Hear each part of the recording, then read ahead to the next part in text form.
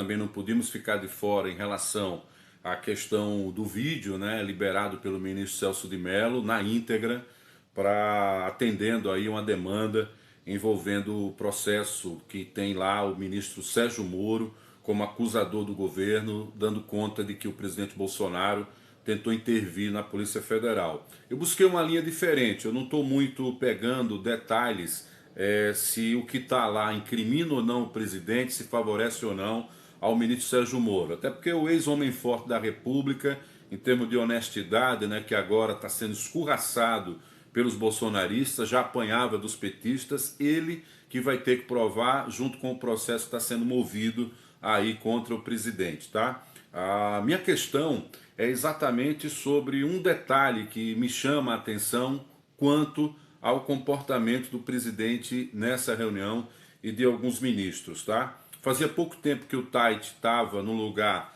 do ex-ministro Luiz Henrique Mandetta e os números do dia 22 de abril, que foi o dia exato dessa reunião, indicavam o seguinte, que o Brasil tinha 2.845 casos confirmados e 166 pessoas em todo o Brasil já tinham perdido a sua vida. Hoje esses números são atualizados porque a atualização acontece a posteriori por conta da demora, né, dos números aí envolvendo a pandemia do coronavírus. Então já se sabe que na prática naquele dia o Brasil tinha 45.976 pessoas mortas e 2.917 óbitos. Esses números já foram atualizados.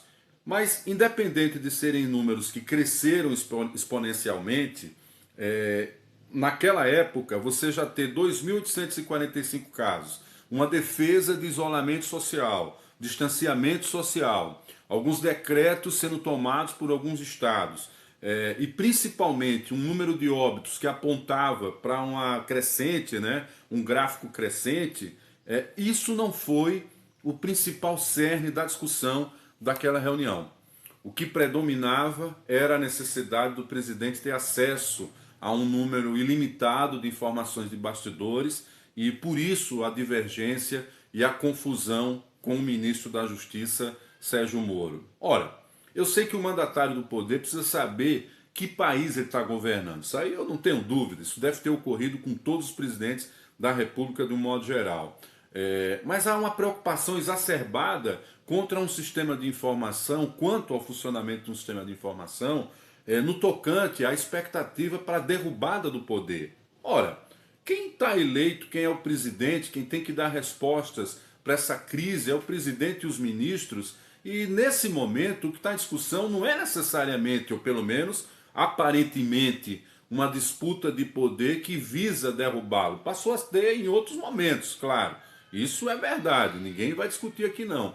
Mas efetivamente o governo não tem uma denúncia clara de corrupção contra ele, tem essa questão aí ainda muito cheio de filigrana jurídica, que é ou não se ele estava intervindo ou não na Polícia Federal, o que é grave, né, para proteger ou não seus filhos e amigos, como já está aí meio que revelado, mas ainda é uma coisa em construção, que a gente precisa, na verdade, é de uma liderança no país para conter o avanço dessa pandemia. E naquele momento, mesmo com os números pequenos, não houve essa preocupação.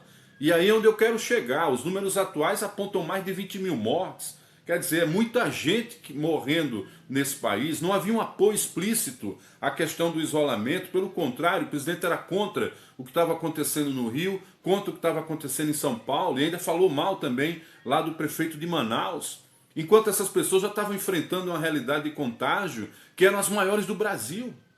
Então, na prática, vamos ser sinceros, algo que está revelado nesse vídeo é que não havia uma preocupação extrema, como se esperava exatamente, para o combate à pandemia. Isso sim é algo que a gente tem que refletir e pensar de forma importante quanto a isso, porque há necessidade de uma liderança. A gente acabou a semana, exatamente na sexta-feira, o presidente teve uma reunião na quinta, uma reunião histórica com governadores, onde não teve grito, onde não teve palavrão, onde ele agiu como um presidente de uma nação grande, que é o Brasil, se entendeu com os governadores, garantiu ajuda para os governadores, e é disso que a gente está precisando, de ajuda para tentar salvar mais pessoas. Então, na prática, a gente viu também uma mudança de comportamento, né, das pessoas que torcem a favor do presidente, das pessoas que torcem contra o presidente. Quem torce contra acha que agora o vídeo tem uma prova que pode culminar com a queda dele, uma preocupação exacerbada com isso. Quem é a favor diz que agora que não é mais defensor da cloroquina, já fala como advogado de defesa e que não tem nada que prova contra o presidente. A gente não é especialista em direito, quem vai julgar isso são os especialistas, são os acusadores, são os julgadores.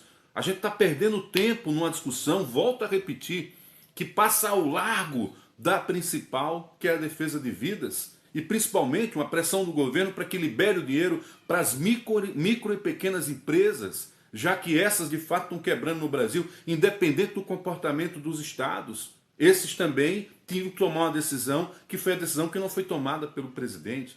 Então são reflexões que a gente precisa continuar fazendo, mesmo agora com essa questão política envolvendo o vídeo, ocupando espaço nas mentes, nas redes sociais e na vida das pessoas, tá? Olha, se você concorda com o que a gente anda discutindo, com a importância desse debate, assina aqui, ó. Assine e acesse o blog do Chola, dá a tua curtida e compartilha. Vai ser um prazer chegar até você sempre com alguma discussão relevante a respeito desse momento tão delicado que a gente vive no Brasil.